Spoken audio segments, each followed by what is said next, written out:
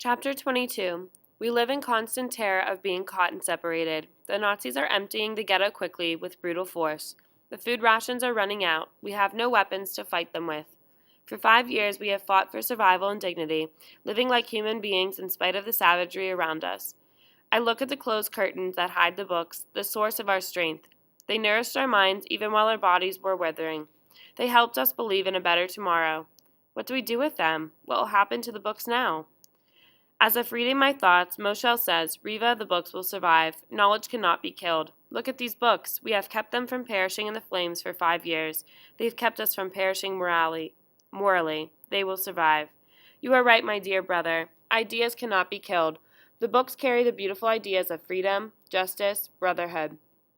The Nazis may destroy the books, but the wonderful ideas for a better world will survive. We'll let the books stay right here on hidden shelves in an empty ghetto to remind the Nazis of the spirit they could not destroy. I spoke to the others of our group last night, Motel says, his voice tired and low. He was almost caught several times during the raids, trying to help others stay alive another day. I often wonder where his determination to live comes from, but his voice sounds strange now, beaten.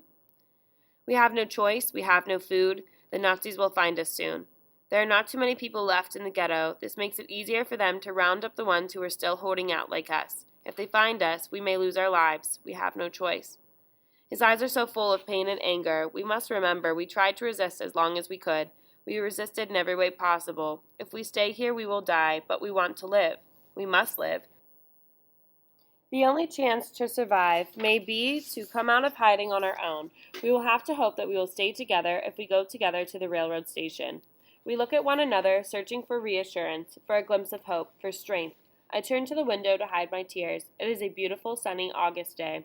When are we leaving? Moshel asks, trying so hard to control his emotions. We have to pack some things to take with us. If we are still here tomorrow morning, Motel says, slowing.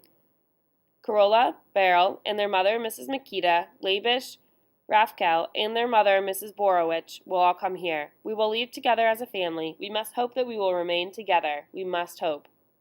So what do we take, Riva? Moshel pulls me gently away from the window. We cannot give in to despair. It will not help. Remember, if all hope is lost, all is lost. If hope is lost, all is lost. I repeat after him. I look around me, taking the familiar surroundings of our home. Every detail, every corner. This will all have to live in my memory until we return. I want to take everything with me on our journey, all those precious details.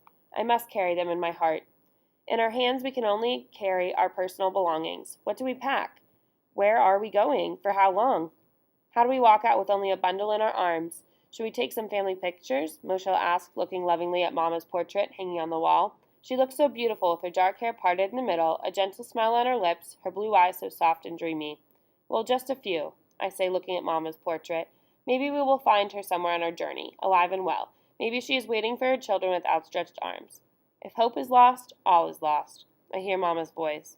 Motel pulls open drawers filled with poems, my journal, my letters to her mother, brothers, and sisters. He looks at me. Riva, I think we should take all your work with us. It may be safer with us than left behind in a house. I glance at the written pages lying near by the drawer, waiting to tell the story of her struggle for life, for dignity. Motel, we cannot take all my work. We must not. If Mala Chanel and Yankel should return home before we do, they will at least have something to welcome them. These writings will bring them regards, loving regards from their sister and their brothers. They will learn what has happened to Mama and to Laybelle. They will know that they were always with us in our hearts, and if we cannot return, that this will be our legacy. Riva, remember, if hope is lost, all is lost. Motel and Moshel say in one voice. I remember. I remember. I whisper while packing my journal carefully into my bag of clothes to take on our journey to the unknown.